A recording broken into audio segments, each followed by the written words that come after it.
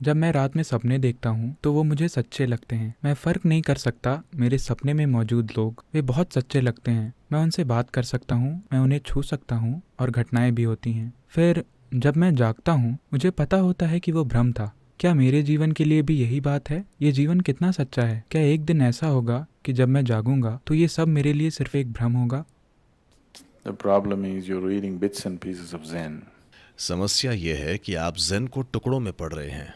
ठीक है, ज़ेन के टुकड़े खतरनाक हैं। किसी भी चीज़ के टुकड़े खतरनाक होते हैं। अब आप जो कह रहे हैं वो एक तरह से सच है, क्योंकि आपके जीवन का 99% हिस्सा सिर्फ विचार और भावना है। विचार और भावना सिर्फ जीवन को चित्रित करते हैं, वो जीवन नहीं है ना? जब 99% समय आप केवल जीवन के बारे में सोच रहे हैं, भावना भी एक तरह का विचार ही है, एक रसीला विचार है ना? विचार सूखा है, भावना रसीली है, लेकिन फिर भी एक विचार है ना? जैसा आप सोचते हैं वैसा ही महसूस करते हैं, है कि नहीं? हाँ, है कि नहीं? अब अगर आप सोचते हैं कि अरे ये एक अद्भुत व्यक्ति है, तो उस व्यक्ति के प्रति आपकी भावनाएं मधुर होंगी। अरे ये एक भयानक व्यक्ति है, तो उस व्यक्ति के प्रति आपकी भावनाएं बुरी होंगी। आप ये सोचकर कि ये एक अद्भुत व्यक्ति है बुरी भावनाएं नहीं रख सकते। आप ये सोचकर कि ये एक भयानक व्यक्ति है अच्छी भावनाएं नहीं रख सकते, है कि नहीं? क्योंकि जैसा आप सोचते हैं वैसा ही महसूस करते हैं। विचार और भावना अलग नहीं है, वे एक ही चीज हैं। वे सिर्फ विचार हैं, एक सूखा है, दूसरा रसीला है। चूंकि ये रसीला है, ये लंबा चलता है, इसलिए आपको लगता है कि वे अलग हैं। तो आप ऐसे सोच सकते हैं। आज आप सोच सकते हैं ये एक अद्भुत आदमी है, कल उसका कोई काम आपको पसंद नहीं आता, आप अचानक सोच सकते हैं ये एक भयानक आदमी है। आपका विचार तुरंत 90 डिग्री मुड़ जाता है, पर भावनाएं इतनी जल्दी नहीं मुड़ सकती। वे लंबा समय लेती हैं। इसमें कुछ दिन या एक महीना लग जाता है, लेकिन कुछ समय बाद वे विचार से आकर जुड़ जाएंगी, है कि नहीं? हाँ, वे ज्यादा समय लेती हैं। भावनाएं तुरंत नहीं मुड़ेंगी, इसीलिए आपको लगता है कि वे अलग हैं। वे अलग नहीं हैं, वे एक ही हैं। ये सिर्फ विचार हैं, एक सूखा है, दूसरा रसीला है। तो आपका पूरा जीवन सिर्फ विचार और भावना है, तो ये एक सपने की तरह ही है। ये है। तो अब आप ज़ेन पढ़ रहे हैं तो आप चांगत्सू को जानते होंगे, जिन्होंने एक बार ऐसा किया था। चांगत्सू एक महान ज़ेन मास्टर थे।